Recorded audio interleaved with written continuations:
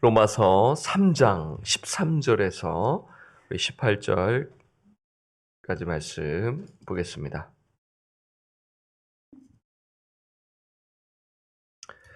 찾으셨으면 로마서 3장 13절에서 18절 우리 말씀 교독하겠습니다.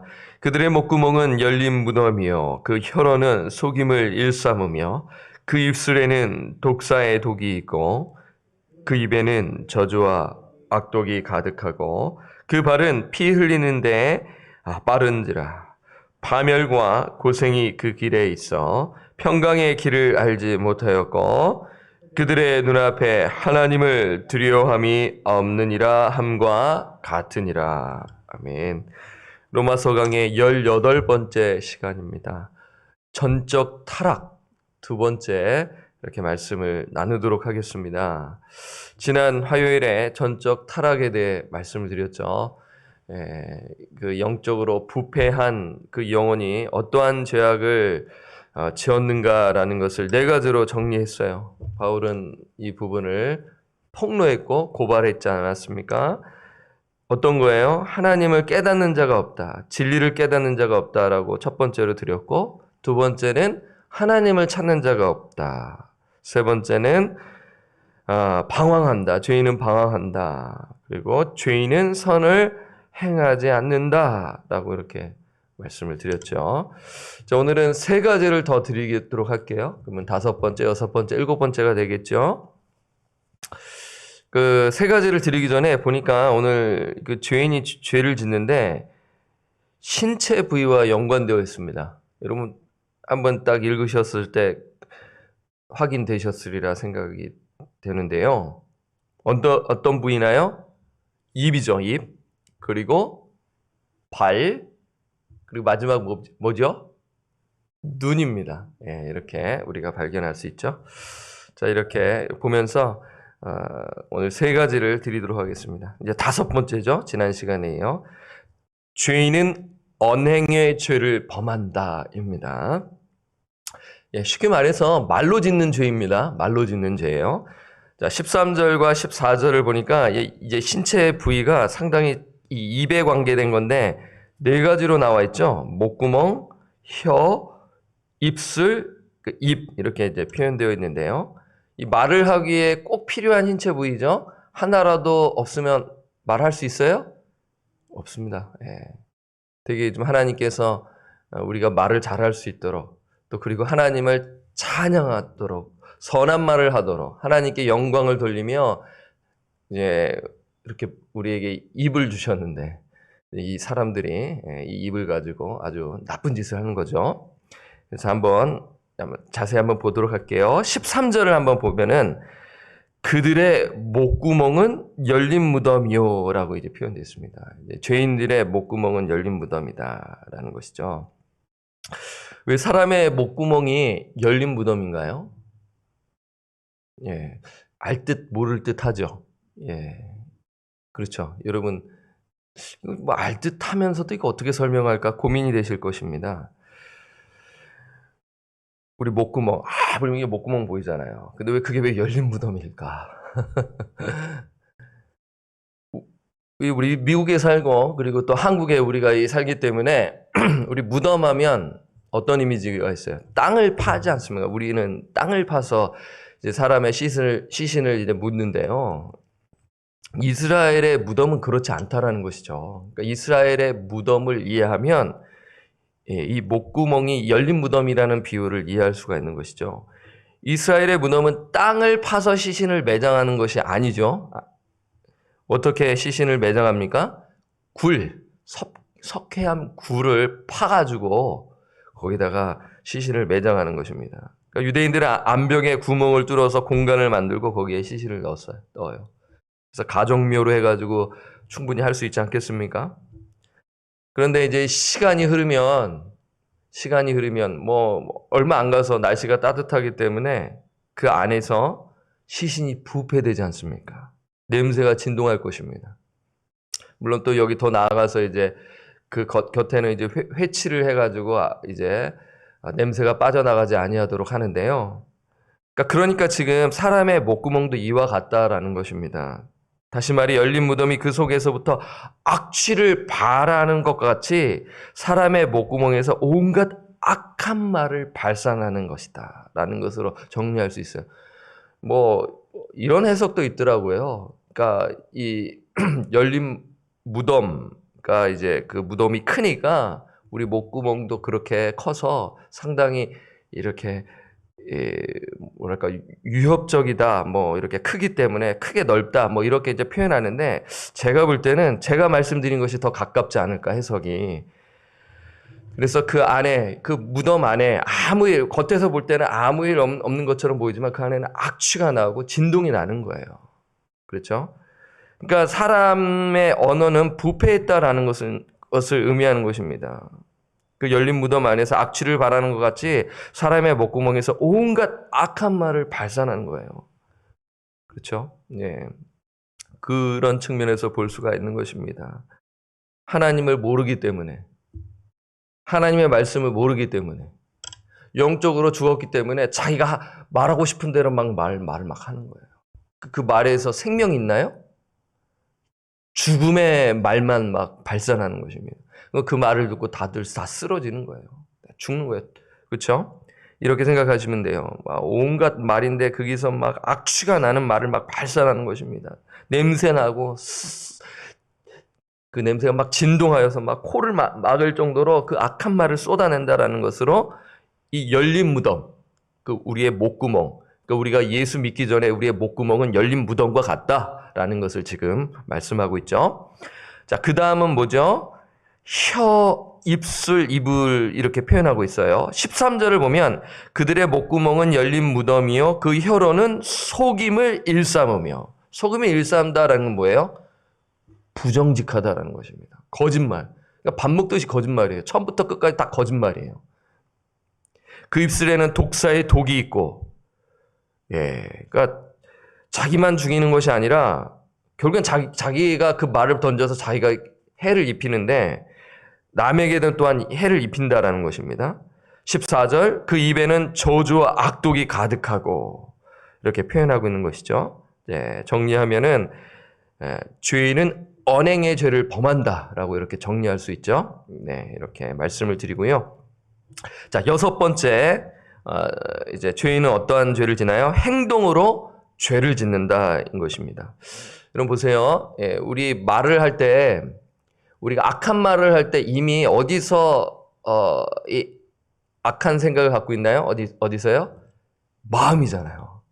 우리 마음에서 이미 악한 마음을 품고 있기 때문에 그것이 입술을 통해서 독을 뿜어내는 것 아니겠습니까?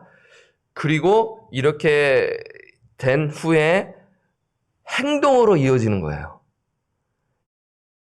범죄가 이런 일들이 이루어지지 않습니까? 살인, 간음, 흉악 범죄 사건들을 보면 그렇잖아요. 이미 마음에서 시작돼서 입으로 막 하는 거예요. 그러다가 결국에는 우라통이 확 터져가지고 총을 들고 나가든가 뭐 하면서 이제 악한 그 범행을 저지르잖아요. 이렇게 보면 되는 것입니다. 이게 좀 연관되어 있는 거예요. 자, 15절 볼까요? 이제 발입니다. 행동으로 죄를 짓는데 그 발은 피 흘리는데 빠른지라. 16절 파멸과 고생이 그 길에 있어.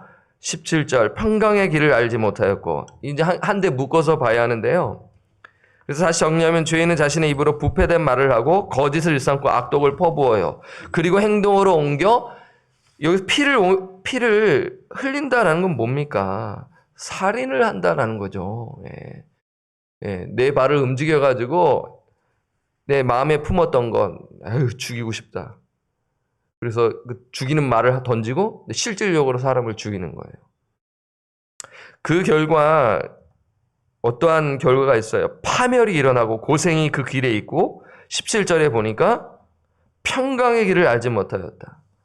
영적으로 육적으로 파멸되고 비참하게 되고 그 사람의 마음 평강의 길을 알지 못했다라는 것을 이야기하고 있는 것입니다.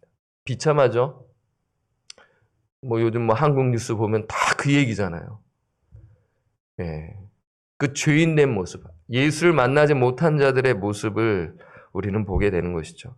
왜 저 사람이 왜 저런 행동을 했을까? 왜 저 사람이 저런 마음을 품고 했을까? 영적으로 죽었기 때문인 것입니다. 영적으로 죽었기 때문에 악한 말을 쏟아내고 행동으로 옮기고 파멸의 길을 걸어가는 것. 그래서 후회하죠. 후회하죠. 때는 늦은 것입니다. 하지만 그 영혼에게 복음이 또한 필요하지 않겠습니까? 자, 7번째 우리 한번 볼까요? 자, 7번째 이게 이제 결론인데요. 죄인은 하나님을 두려워하지 않는다라는 것입니다. 한번 18절 우리 함께 읽겠습니다. 시작. 그들의 눈앞에 하나님을 두려워함이 없느니라 함과 같으니라. 우리는 18절에서 앞에 죄악을 왜 했는지를 정리할 수가 있는 거죠. 뭐 첫 번째에서 네 번째 이야기 말씀 안 드려도 오늘 드린 왜 악한 말을 할까? 왜 저주의 말을 할까? 이렇게 반복적으로 상처의 말을 퍼붓는 것인가? 그리고 그게 더 나아가서 그 발을 옮겨서 행동으로 사람을 해치는 것인가? 왜 그래요? 하나님을 그 눈이 하나님을 두려워하지 않기 때문이다라고 말씀하잖아요. 그들의 눈앞에 하나님을 두려워함이 없느니라고 이야기하는 것이죠. 하나님을 두려워하지 않았기 때문에 그러한 죄악을 저지르는 것이에요. 하나님을 모르고 예수의 복음을 모르는 자들이 하나님을 두려워하지 않기 때문에 죄악들을 토해내고 행동으로 옮기고 있다는 것을 말씀드리고 지금 하고 있는 것입니다. 오늘 이 말씀 어렵지 않죠? 네. 사랑하는 여러분, 저는 이 말씀을 이렇게 여러분들에게 드리면서 이게 남 이야기라고 또 생각할 수가 있어요. 야, 이 아직 구원받지 못한 자들 빨리 예수를 믿고 회개하고 돌아와야 할 텐데. 이런 마음 여러분 가지시죠? 여러분 이런 마음 가지시지 않으세요? 친척과 또 심지어 가족들 중에 정말 예수를 믿는 자인가? 한때 신앙생활을 했지만 정말 예수 안에 거하며 살아가고 있는가? 이러한 마음을 가지시는 분들도 물론 계실 줄 알아요. 네, 그분을 위해서 기도하세요. 네. 예수의 복음이 진짜 들어가서 회심 사건, 성령 세례 사건, 중생의 역사가 이루어지도록 여러분 기도하시기를 바랍니다. 그리고 더불어서 우리 자신을 좀 봤으면 좋겠습니다. 예, 우리 항상 제가 이제 복음하면은 이제 우리 잃어버린 영혼들에 향한 마음을 제가 상당히 많이 강조하기 때문에 여러분 뭐 귀가 닳도록 들으셔서 이해하실 것입니다. 근데 동시에 저는 여러분들에게 또 틈만 나면 우리 자신을 좀 살펴보고 싶다라는 말씀을 드립니다. 왜 그래요? 우리는 구원받았지만 아직 죄성이 있기 때문에 정말 조심해야 한다는 것이죠. 오늘 제약 중에 뭘 좀 조심해야 할까요? 입, 발, 눈 뭘까요? 입이죠. 혀입니다. 혀를 조심해야 한다는 것입니다. 우리가 실수를 많이 하는데 후회하는 실수가 있어요. 무엇입니까? 입입니다. 야고보서 3장 이전에 우리가 다 실수가 많으니 만일 말에 실수가 없는 자라면 곧 온전한 사람이라. 능히 온 몸도 굴레 씌우리라. 이런 말씀이 있죠. 여기서 굴레는 재갈과 함께 달리는 말을 통제하는 도구인데요. 만약 야생마에게 재갈을 물리지 않고 굴레를 씌우지 않으면 어떠한 일이 발생하나요? 사람과 시설에 큰 피해를 안겨다 줄 것입니다. 예, 그렇죠? 그 말은 타선 또 안 돼요. 다칩니다. 예, 위험해요. 무슨 말씀입니까? 성경은 혀를 통제하는 자가 성숙한 자임을 말씀하고 있어요. 굴레를 씌워야 한단 말이에요. 재갈을 물려야 하는 것입니다. 통제해야 하는 것입니다. 뚫린 입이라고 해서 막 말해서는 안 된다는 것입니다. 큰일 나는 거예요. 예, 독을 뿜어내고 사람들을 다 쓰러뜨린다는 것입니다. 우리 옛말에 이런 말이 있죠. 말이 씨가 된다라는 말이 있죠. 많이 들어보셨죠? 우리 예수를 믿지 아니하는 옛 선조들, 그래도 이런 지혜의 속담이 있다라는 거예요. 말이 씨가 된다는 것이죠. 야, 그 말 씨가 돼. 너 말 조심해. 그 말대로 돼. 말에 힘이 있는 것입니다. 그렇잖아요. 하나님의 말씀에 힘이 있잖아요. 그렇죠? 그래서 중생의 역사가 있는 거예요. 너희가 거듭난 것은 썩어질 씨로 된 것이 아니야. 썩지 아니할 씨로 된 것이라고 그 말씀에 능력이 있다는 것입니다. 우리는 이것을 믿죠. 그런데 이 사람의 말에도 힘이 있다는 거예요. 근데 그게 나쁘게 되면은 진짜 사람을 죽인다라는 것입니다. 이 말은 칼로 찌른 같이 마음과 영혼 속에 바뀌는 거예요. 치명적인 그런 상처가 오래 간다라는 것이죠. 따라서 사람을 죽이기도, 이 말은 죽이기도 살리기도 한다라는 것이죠. 잠언 18장 21절에 죽고 사는 것이 혀의 임에 달렸나니 혀를 쓰기 좋아하는 자는 혀의 열매를 먹으리라 하면서 잠언 기자는 경고하고 있는 것이죠. 예. 우리 입술을 잘 사용해라, 말 조심해라 라고 이야기하고 있어요. 어떤 사람이 누군가에게 악한 말을 하게 되면 그 말을 들은 사람은 깊은 상처를 받죠. 하지 말아야 할 말을 하게 되면 대모처럼 가슴에 박혀 잊을 수 없는 상처를 받게 되는 것입니다. 부부지간, 부모와 자식 간, 성도와 성도 간에 말로 상처를 주는 것입니다. 우리가 또 이제 우리 교회 공동체 안에 있기 때문에 교회 공동체 안에서 말을 조심해야 합니다. 생각하고, 말을 해야 할 것입니다. 가정 공동체 안에서 마찬가지죠. 직장에서도 마찬가지입니다. 종업원들과의 관계, 그렇죠? 우리 사장님과 종업원의 관계, 또 직장터에서 이렇게 또 상사와 또 이렇게 관계를 맺으면서 말을 잘해야 하는 것입니다. 그러니까 말만 잘해도 관계를 다 유지할 수가 있어요. 여러분 그렇지 않으세요? 신앙생활 오래 하지만 이 말만 잘해도 그 공동체가 건강하게 성장할 수 있다라는 것입니다. 저는 그것을 몸소 체험했죠. 사역을 하면서 이게 다 그 아픔이 이 말 때문에 일어났다는 것을 알게 되는 것입니다. 뒤늦게 아는 거예요. 아, 저 말 때문에 저렇게 힘들어하는구나. 그렇다면 우리는 혀를 잘 다스리기 위해 어떻게 해야 합니까? 제가 오늘 좀 포인트가 이제 말에 이제 치우쳤는데 제가 이제 로마서를 이렇게 집중적으로 하다 보니 다양한 주제들을 여러분들에게 좀 적용점을 좀 드리고자 합니다. 여러분들도 그래 로마서 말씀 또 한 번쯤은 다 강의 말씀을 또 들으셨으리라 또 생각이 돼서요. 우리는 혀를 다스리기 위해 어떻게 합니까? 첫째, 우리는 먼저 하나님께 기도해야 합니다. 시편 141편 3절 여호와여 내 입에 파수꾼을 세우시고 내 입술의 문을 지키소서라는 말씀했습니다. 우리는 기도해야 할 것입니다. 먼저 내 자신을 위해 하나님 내 입에 파수꾼을 세우시고 내 입술의 문을 지키소서. 둘째, 하나님의 말씀을 먹어야 합니다.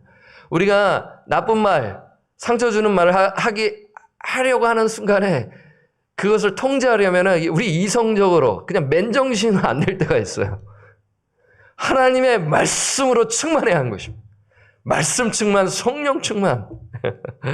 에레미야 15장 16절 만군의 하나님 여호와시여 나는 주의 이름으로 일컬음을 받는 자라. 내가 주의 말씀을 얻어 먹었사오니 주의 말씀은 내게 기쁨과 내 마음에 즐거움이오나. 그렇죠. 내가 말씀으로 충만해지고 그러면은 그 말씀을 통하여 힘을 받으면 어떻게 해요? 좋은 말을 하게 되죠. 선한 말을 하게 된다는 것입니다. 그러니까 예배 드리기 전과 후에 또 달라질 수가 있는 것입니다. 그렇죠. 그래서 예배가 중요하다라는 거예요. 말씀 묵상이 중요하다라는 것입니다. 내가 말씀 읽기 전에는 이랬다가 말씀을 읽고 나서 주여 하면서 주여 저를 다스려 주옵소서. 여러분 경험 많이 하셨죠? 끄덕이실 것입니다. 성령을 받은 자는 아실 것입니다. 성령을 받지 못한 자는 이해 못합니다. 그렇습니다. 정리합니다. 우리의 입술의 말은 마음에서 시작되기 때문에 우리 마음에 하나님의 말씀으로 가득 채워야 하는 것이에요. 그래서 말씀 묵상이 중요해요. 그리고 더 나아가서 우리는 이 말씀으로 충만하여 깎아내리는 말보다 세워주는 말을 해야 하는 것입니다. 비판하는 것보다 칭찬의 말을 하는 것이고요. 저주가 아닌 덕스러운 말을 해야 하는 것입니다. 낙담시키는 말이 아닌 격려하는 말을 해야 할 것입니다. 혀를 잘 다스리며 사시기를 주님의 이름으로 부탁드리고 축원합니다. 찬송가 215장입니다. 우리 말씀을 기억하면서 하나님 우리를 구원해 주셨는데 우리의 입술을 통하여 우리의 삶을 통하여 하나님께 영광 돌리며 살 수 있도록 하나님을 두려워하며 살며 살아가도록 인도하옵소서. 그런 마음으로 우리 찬성하겠습니다.